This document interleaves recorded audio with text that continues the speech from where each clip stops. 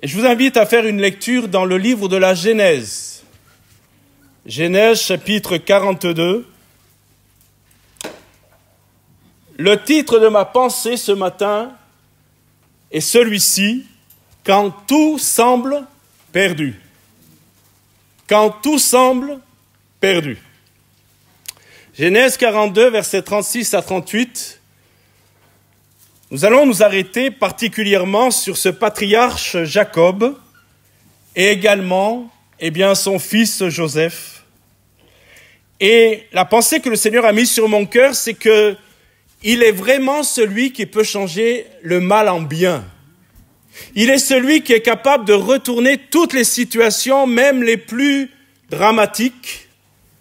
Il est celui qui est capable de nous sortir de nos impasses. Il est celui qui est capable, de faire un miracle. Alléluia. Je crois que Dieu est le Dieu des miracles. Je crois que notre Seigneur est celui qui opère encore des miracles aujourd'hui. Et je ne parle pas simplement de guérison, de délivrance, mais de changement de situation, de bouleversement de situation.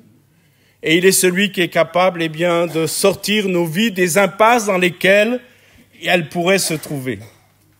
Genèse 42, verset 36. Jacob dit, « Mon fils ne descendra point avec vous, car son frère est mort. » Il parle de Joseph, et il reste seul. « S'il lui arrivait un malheur, dans le voyage que vous allez faire, vous feriez descendre mes cheveux blancs avec douleur dans le séjour des morts. » Amen. Remarquez qu'il ne dit pas simplement « vous feriez descendre mes cheveux blancs dans le séjour des morts », mais il parle de la douleur dans laquelle il est déjà. Parce qu'il pense et il croit que son fils Joseph est mort et il ne veut pas, que le dernier, Benjamin, meure aussi. Alors, il veut épargner à son cœur de la douleur, comme tout un chacun cherche à épargner son cœur de la douleur. À moins d'avoir quelques soucis, je dirais, psychologiques, où certains aiment la douleur, mais généralement nous fuyons la douleur, n'est-il pas vrai? Ces versets s'inscrivent dans le récit de Joseph et de ses frères. Si vous connaissez votre Bible, vous connaissez parfaitement le contexte, de ces versets. Au moment où la famine pousse Jacob à envoyer ses fils en Égypte pour acheter du blé. Joseph, que son père pense être mort, puisque ses frères, ont dit qu'un animal l'avait attaqué et qu'il était mort. En fait, ils l'ont vendu et il est parti en Égypte. Mais le père, lui, croit que son fils est mort. Joseph, est devenu, vous le savez, par la providence de Dieu, l'intervention de Dieu. Il est devenu le gouverneur d'Égypte, mais lorsque ses frères viennent le voir pour demander du pain, car c'est lui qui est le gouverneur et qui organise la distribution du blé qui a été mis de côté. Lorsque ses frères viennent demander à Joseph, comme tous les autres, du pain pour leur maison, la Bible nous dit que ses frères ne l'ont pas reconnu. Joseph ne va pas se révéler de suite. Il va quelque part les tester, il va les mettre à l'épreuve. Et pour voir s'ils ont changé, il va retenir l'un des frères, Siméon, qu'il va prendre comme en otage, leur demandant de revenir avec Benjamin, le plus jeune, pour prouver leur honnêteté. Et c'est là la demande qu'ils font à Jacob en disant, celui qui organise la distribution des repas, du pain en Égypte pour faire face à la famine, a gardé l'un d'entre nous, Siméon, et nous a demandé de revenir avec Benjamin. Et c'est là que Jacob dit non, je ne veux pas vous donner Benjamin. C'est mon dernier et je veux le garder avec moi. Jacob exprime ici sa détresse et son accablement. Je répète, il croit que Joseph est mort. Siméon est retenu en Égypte. Et maintenant, on lui demande de laisser partir Benjamin, le dernier fils de Rachel, sa bien-aimée, morte en couche, qu'il chérit après la perte de Joseph tout particulièrement.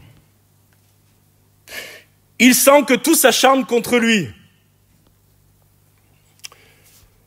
Ce vieux patriarche aux cheveux blancs, accablé, on en parlera tout à l'heure, par bien des épreuves dans sa vie, est courbé sous le poids de tout ce qu'il est en train de vivre.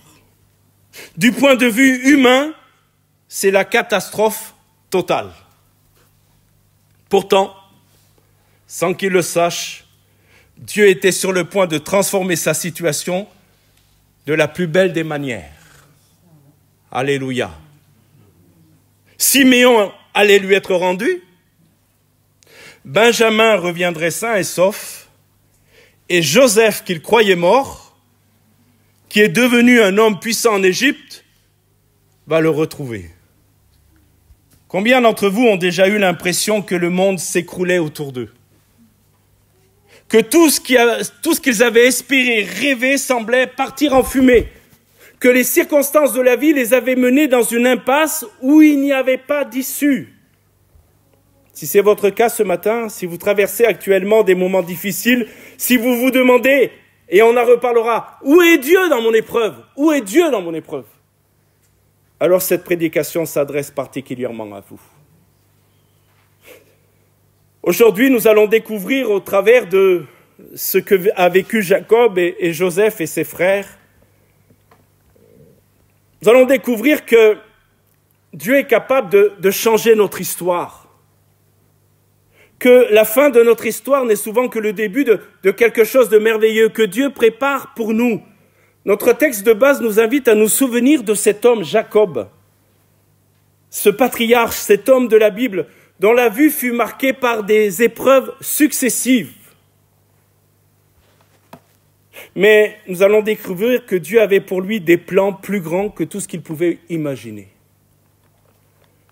Quand nous regardons nos situations, mes frères et sœurs, quand nous regardons ce que nous traversons, accablés par les épreuves et que parfois nous nous disons « mais c'est pas possible », c'est de pire en pire. On passe d'une épreuve à une autre épreuve, d'une difficulté à une autre difficulté, et on a le sentiment que le ciel est fermé, n'est-il pas vrai? On a le sentiment qu'il n'y a pas d'horizon, on a le sentiment que nous sommes dans une impasse, et on se dit, mais jusqu'où ça va aller?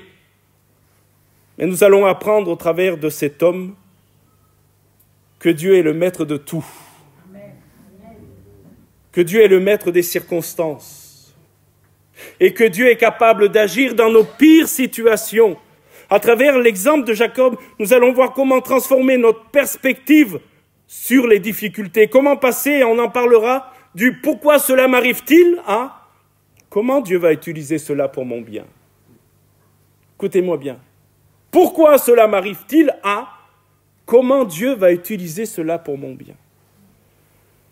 Le premier point que je voudrais voir avec vous est celui-ci, quand la fin apparente devient un nouveau commencement. Pour comprendre la puissance de ce message et l'intervention de Dieu dans ce temps de désespoir pour cet homme, Jacob, nous devons nous rappeler de l'histoire de cet homme. Cet homme dont la vie illustre comment Dieu peut transformer nos pires moments en tremplin vers des grandes bénédictions. Cet homme, on peut l'appeler l'homme aux 1000 épreuves. Jacob, dont le nom signifie, certainement vous le savez, celui qui trompe, celui qui supplante. Son nom signifie aussi celui qui tient par le talon. A connu une succession d'épreuves qui auraient pu briser n'importe qui. Dès sa naissance, si vous connaissez votre Bible, il était déjà dans le ventre de sa mère en conflit avec son frère jumeau Ésaü. Et il tenait le talon de son frère jumeau. Dès le ventre de sa mère, il était marqué par la tromperie. C'est pour ça que son nom est ainsi conçu, celui qui trompe. Sa jeunesse fut marquée par la tromperie. Il a été obligé de fuir. Il a été obligé de fuir sa famille pour sauver sa vie. Il va se réfugier chez son oncle Laban. Vous connaissez l'histoire. Il crut là chez Laban trouver enfin la paix et l'amour avec Rachel. Et le jour de son mariage, lorsque le voile a été levé de la mariée, il y a tromperie sur la marchandise. Celle pour qui il avait travaillé 7 ans, selon son engagement, n'est pas la mariée du jour, c'est l'autre sœur. Et il va devoir travailler encore 7 ans de plus, en se mariant aussi avec Rachel, pour son oncle Laban. Cela me montre aussi qu'un malin, malin et demi, que le trompeur, le supplanteur, a trouvé plus fort que lui. Il a travaillé 14 ans pour être avec Rachel, et plus tard, sa bien-aimée Rachel mourut en donnant naissance, je vous l'ai dit il y a quelques instants, à Benjamin, le laissant inconsolable. Quand je vous dis que les épreuves s'accumulent, vous me suivez là? Ça fait beaucoup, beaucoup, beaucoup. Et puis, peut-être un des coups le plus dur qu'il a vécu, il apprend que son fils préféré, entre guillemets, il avait quand même une place particulière, Joseph, dans le cœur de Jacob, puisqu'il lui avait fait, vous le savez, une tunique en couleur. Et Joseph a eu peut-être la manque de sagesse de dire à ses frères qu'il avait eu une vision. Vous connaissez tout ça, je ne vais pas m'étendre, jusqu'à même parler de ses parents qui se prosterneraient devant lui. Et ça a créé dans le cœur de ses frères une jalousie qu'ils n'ont pas gérée. Car toutes nos émotions, nous devons les gérer. Mais il ne les a pas gérées. Ça a créé dans le cœur de ses frères de la jalousie, et ils ont monté un plan pour se débarrasser de lui. D'abord, ils voulaient le mettre à mort, et puis un des frères les a raisonnés, et finalement, ils l'ont vendu comme esclave, il est parti en Égypte. Mais le père, rappelez-vous de cela, lui croit que son fils est mort, car c'est ce qu'ont dit les frères. Dans le chapitre 37, il est dit, en effet, je descendrai dans le séjour des morts vers mon fils. Mon fils est mort.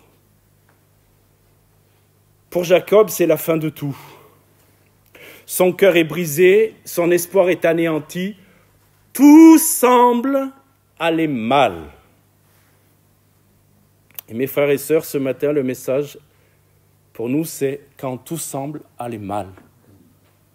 Quand tout semble perdu. Dieu n'a pas fini d'écrire notre histoire. Ce que Jacob ignorait, c'est que pendant qu'il pleurait son fils qu'il croyait mort, Dieu avait orchestré un plan extraordinaire, permettant que son fils, malgré qu'il fût jeté en prison parce qu'il a refusé de coucher avec la femme de son maître, jeté en prison, capable de dévoiler les songes que d'autres prisonniers ont. Ils demandent qu'on se souvienne de lui, on ne se souvient pas de lui, on l'abandonne encore des années en prison. Et puis vient cette vision que Pharaon a, qu'il ne peut pas expliquer. Joseph vient, il donne l'explication, vous connaissez l'explication de ces vaches maigres, de ces vaches grasses, et Joseph dit, voici l'explication, il va y avoir un temps de famine, mais voilà ce qu'il faut faire, pendant qu'il y a de la richesse, il faut remplir les greniers. Et ce que le père ne savait pas, c'est que celui qu'il croyait perdu était en train de préparer la solution pour sa propre famille. Alléluia! Dieu utilisait des années de souffrance de Joseph pour le préparer à sauver non seulement sa famille, écoutez-moi bien, mais toute une région de la famine. Quand Jacob apprit finalement que Joseph était vivant et qu'il était devenu gouverneur, et ça il faut le retenir, c'est dans le Genèse 46, 26, la Bible nous dit que le cœur de Jacob resta froid parce qu'il ne le croyait pas. Quand ses frères lui disent, mais Joseph est vivant finalement, réjouis-toi Jacob, reprends courage Jacob, parce que Joseph n'est pas mort, il est vivant. La Bible nous dit que le cœur de Jacob resta froid. Il ne le croyait pas.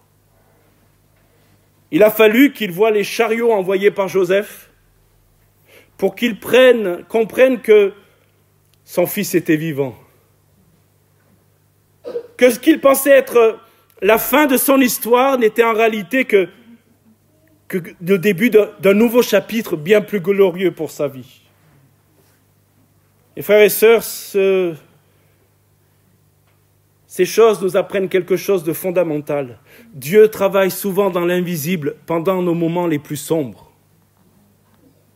Amen. Dieu travaille dans l'invisible, dans nos moments les plus sombres. Quand nous ne voyons pas, quand nous ne sommes pas conscients, quand nous avons parfois le sentiment que Dieu nous a abandonnés ou qu'il nous a oubliés. Dieu travaille, Dieu organise. Alléluia. Dieu est à l'œuvre. Dans les 400 années de silence qui sont là entre la dernière révélation de l'Ancien Testament et le Nouveau Testament, 400 années de silence où Dieu ne parle pas, Dieu ne dit rien, Dieu ne brise pas le silence pendant 400 années. Mais sachez, mes frères et sœurs, que pendant ce temps-là, Dieu préparait la venue du Messie. Et ce n'est pas parce que nous ne l'entendons pas. Ce n'est pas parce que nous ne le voyons pas. Ce n'est pas parce qu'il nous semble absent que Dieu n'est pas à l'œuvre. Il est à l'œuvre. Amen. Alléluia. La providence divine ne s'arrête jamais. Même quand nous avons l'impression que Dieu nous a abandonnés. Vous savez, c'est ce que l'apôtre Paul va reprendre dans Romains chapitre 8, verset 28. Vous connaissez tous ce verset, je le lis quand même. Nous savons du reste que toute chose concourt au bien de ceux qui aiment Dieu, de ceux qui sont appelés selon son dessein. Littéralement, le texte dit que Dieu fait concourir toutes choses pour le bien de ceux qui l'aiment. Et dans ces toutes choses, pas que les bonnes choses. Nous aimerions, nous, que Dieu fasse concourir que les bonnes choses pour notre bien. Mais il y a une évidence, même les choses difficiles sont pour notre bien. On verra pourquoi tout à l'heure à la fin de la prédication.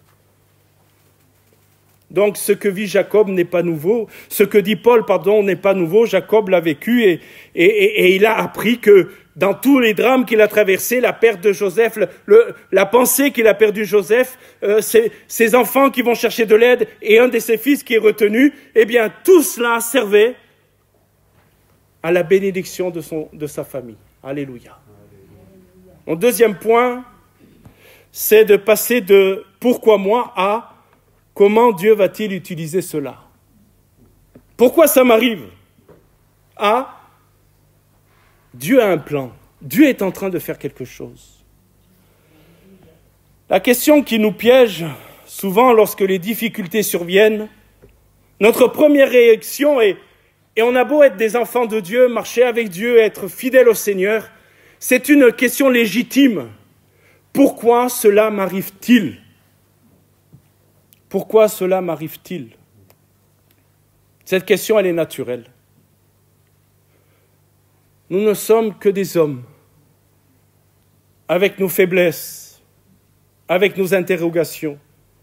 Mais cette question, bien naturelle, écoutez-moi bien, peut devenir un piège spirituel qui va nous enfermer dans l'amertume, dans la colère, dans le découragement. Pourquoi moi, Seigneur ? Qu'ai-je fait pour mériter cela ? Vous savez qu'il y a même une expression où certains disent « Qu'est-ce que j'ai fait au bon Dieu ?» Vous voyez un peu le décalage. Ils disent que Dieu est bon et en même temps ils accusent Dieu de ce qui leur arrive. Qu'est-ce que j'ai fait au bon Dieu ? Ou alors, où étais-tu, Seigneur, quand j'avais besoin de toi ? Si nous sommes tous honnêtes ce matin, nous sommes obligés de confesser qu'il nous est arrivé parfois. Peut-être pas de le formuler, mais de le penser. Jacob lui-même a dû se poser ces questions quand il a appris la disparition de Joseph. Quand vous lisez attentivement ses réactions, vous comprenez qu'il ne cherche pas à comprendre les voies de Dieu. Il ne cherche pas à comprendre ce qui se cache derrière le drame. La Bible nous montre rapidement qu'il va s'enfermer dans la douleur, refusant même, un texte nous le dit, je crois que c'est dans Genèse 37, refusant même d'être consolé par les autres enfants. Je méditais sur cela ce matin encore. Je me disais, c'est terrible quand vous êtes un enfant, vous voulez consoler votre père et votre père, il n'accepte pas votre consolation. Il reste dans sa détresse, il reste dans sa douleur. Mais la parole de Dieu nous invite à avoir une approche radicalement différente du « pourquoi moi ?» Pourquoi moi? Au lieu de nous demander « pourquoi cela m'arrive-t-il ?», la parole de Dieu nous invite, et Paul dans les Romains, c'est ce qu'il fait aussi, nous invite à poser une question bien plus constructive. Comment Dieu va-t-il utiliser cela pour mon bien? Écoutez-moi bien. Au lieu de dire « pourquoi moi ?», mais aller sur le terrain que Dieu a un plan, Dieu est en train de faire quelque chose. Si j'arrête mes regards à ce que je vois, je ne vois qu'une catastrophe. Mais si je lève mes regards au-delà de ce que je vois, je crois que Dieu est en train de préparer quelque chose. Dieu va préparer quelque chose. Alors, quand nous transformons la question du « pourquoi moi » à « comment Dieu va utiliser cela », cela transforme complètement notre rapport à ce que nous vivons. Ça ne veut pas dire qu'on n'a pas l'épreuve. Ça ne veut pas dire qu'on n'a pas la douleur, ça ne veut pas dire qu'on n'a pas la souffrance, mais nous ne les vivons pas de la même manière. Nous croyons que Dieu est souverain. Amen. Et que Dieu est en train d'organiser les choses pour notre bien et pour sa gloire. Elle nous fait passer de la position de victime à celle de partenaire de Dieu dans son œuvre. Nous comprenons que nos souffrances ont un sens, ont un but, ont une finalité. Alléluia. Et cette transformation de perspective, de vision, de raisonnement repose sur plusieurs vérités. La première, écoutez-moi bien, c'est que nous croyons dans la souveraineté de Dieu. Nous croyons que Dieu est souverain sur toutes choses. Amen. Y compris sur nos épreuves. Cela ne signifie pas qu'il cause nos épreuves, mais qu'il a le pouvoir de les utiliser pour notre bien. Dieu n'est pas à l'origine de nos épreuves. Dieu n'est pas celui qui envoie la maladie.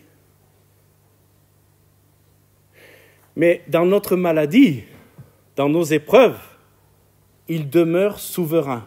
Amen. Il demeure le maître de toutes choses. Et parce qu'il nous aime, on va en parler maintenant, alors il va nous aider. Le deuxième point qui nous permet de faire face à tout cela, c'est de comprendre l'amour inconditionnel de Dieu. Dieu aime sans condition. Et ce matin, je vais vous dire avec beaucoup de grâce et d'amour, si vous n'aimez pas Dieu, Dieu vous aime quand même. Et vous ne pourrez pas empêcher Dieu de vous aimer. Si vous ne voulez pas faire la paix avec lui, Dieu vous aime quand même. Si vous n'êtes pas sur le chemin que le Seigneur vous a tracé, Dieu vous aime quand même. Ça ne signifie pas que vous êtes sauvés, ça signifie juste que vous avez l'amour de Dieu. À chaque fois que je lis ce passage où le riche est venu demander à Jésus qu'est-ce qu'il fallait faire pour être sauvé, Jésus lui dit qu'il faut vendre tout ce qu'il a pour le suivre. Le texte nous dit de mémoire que le jeune homme va refuser, et il est écrit « Jésus l'aima ». Il refuse, mais Jésus l'aime. Et ce matin, dans tout ce que nous traversons, écoutez-moi bien mes frères et sœurs, dans tout ce que nous traversons, nous devons croire à l'amour inconditionnel de Dieu. Alléluia. Dieu nous aime. Et la Bible nous dit dans Romains 8, « Si Dieu est pour nous, alors qui sera contre nous ?» L'amour de Dieu pour nous n'est pas conditionné à nos circonstances. Il nous aime quand nous sommes dans la joie.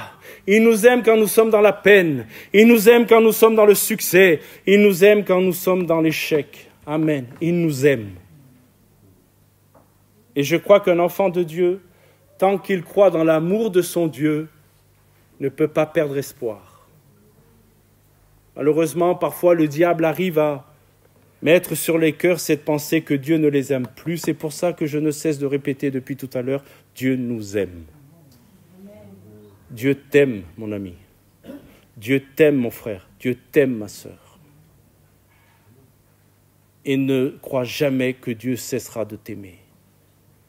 Parce qu'un enfant de Dieu qui ne croit plus dans l'amour de Dieu peut sombrer dans le désespoir. Mais tant que nous croyons dans l'amour de Dieu, nous ne pouvons jamais sombrer dans le désespoir. Amen. Amen. La troisième chose, c'est que l'épreuve est pédagogique. Nous sommes tous allés à l'école, nous avons tous appris, et parfois nous avons appris dans la douleur. Vrai ou pas? Des fois, on a eu des punitions. Certains, même, à une certaine génération, ont eu des punitions physiques. Des violences physiques, ça a existé. Mais d'autres ont eu des punitions. Tu recopieras 100 fois. Je ne sais pas si vous avez fait ça, vous. 100 fois. Alors, certains avaient inventé des systèmes de crayons. On mettait 3 crayons, puis en écrivant ça. 100 fois, tu copies. Parce que le cœur de l'homme, il est rebelle. Parce qu'on a du mal à apprendre les leçons. Et il y a un verset qui est très difficile, mais qui est révélateur de la pédagogie de Dieu dans nos épreuves. Dieu nous apprend par les épreuves. Et il y a des leçons, mes frères et sœurs, que nous n'apprendrons que par l'épreuve. Que par l'épreuve. Nous permettant, lorsque nous aurons appris la leçon, écoutez-moi bien, de soutenir ceux qui passent les mêmes épreuves après. Car le but n'est pas simplement pour nous, il est pour ceux qui sont autour de nous. Ce verset qui est difficile, si vous avez vos Bibles, je ne pense pas qu'il soit à l'écran, il y a simplement la référence, mais ce verset est quand même difficile. Hébreux 12, 6. Il est compréhensible. Il est tout à fait à sa place, mais le vivre, c'est autre chose. Hébreux 12, 6 nous dit « Le Seigneur châtie celui qu'il aime ». Un évangile à l'eau de rose. Un évangile qui ne serait pas l'évangile biblique. Laisserait entendre que comme le Seigneur aime, alors il ne châtie pas. Vous êtes avec moi? Dieu est amour. Mes chers frères et sœurs, mes chers parents, mes chers papas et mes chères mamans, si vous aimez votre enfant, vous devez le corriger. Je n'ai pas dit de le frapper, j'ai dit le corriger. Et le fait qu'un enfant puisse faire ce qu'il veut à la maison et qu'il ne soit jamais repris et corrigé n'est pas une preuve d'amour. N'est pas une preuve d'amour. Et le Seigneur agit avec nous comme un bon père agit avec son enfant. Si son enfant agit mal, son père le reprend, le corrige. S'il est sur la mauvaise voie, il le ramène sur la bonne voie. Amen. Hébreux 12, 6 nous dit « Le Seigneur châtie celui qu'il aime et il frappe de la verge tous ceux qu'il reconnaît pour ses fils. » Mes frères et sœurs, nous pouvons ce matin pas revendiquer, mais affirmer que nous sommes des fils et des filles de Dieu. Amen. Nous ne sommes pas des étrangers. Le texte ne dit pas qu'il frappe de sa verge les étrangers. Il frappe de sa verge, comprenez, il corrige ceux qu'il reconnaît pour ses fils. Si tu es un fils, si tu es une fille de Dieu, attends-toi à la correction du Seigneur. Attends-toi à la correction du Seigneur. Et même, je dirais, bénissons Dieu pour sa correction. Parce que sans sa correction, nous pourrions peut-être nous éloigner tellement de la voie de Dieu qu'au dernier souffle, nous passerions du côté de l'enfer. Nos épreuves peuvent être des instruments d'éducation spirituelle, des moyens par lesquels Dieu forge notre caractère et approfondit notre foi. Quand nous avons traversé des épreuves, que nous nous sommes attendus à Dieu, que nous avons dit, malgré tout ce que je vis, Seigneur, je ne t'abandonne pas, je reste fidèle, je continue de te servir, je continue de te louer, je continue de t'adorer. Et même si c'est le chaos, Seigneur, je crois en toi. Alors, mes frères et sœurs, la foi augmente. Amen. Écoutez bien, quand nous passons de « pourquoi moi » à « comment Dieu va-t-il utiliser cela ?» il y a plusieurs choses qui se passent. Nous développons une attitude d'attente dans la confiance en notre Dieu. Au lieu de subir nos épreuves, nous cultivons la patience et la persévérance, sachant que Dieu travaille. Amen. Même quand nous ne le voyons pas. Vous savez, je vais vous dire quelque chose. Dieu n'a pas besoin de montrer qu'il travaille. Dieu n'a pas besoin de faire étalage de ce qu'il fait. Dieu travaille. Et il n'a pas besoin de le montrer. Et nous devons croire qu'il travaille. Amen. Amen. Et puis nous apprenons, vous avez dû l'apprendre, on l'apprend toujours, que Dieu a un temps. Et que notre temps, ce n'est pas son temps. C'est vrai que parfois on dit au Seigneur, presse-toi maintenant. C'est vrai ou pas?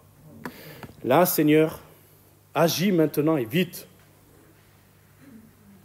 Mais nous apprenons au travers de ce que nous traversons que Dieu a un temps et que son temps est parfait.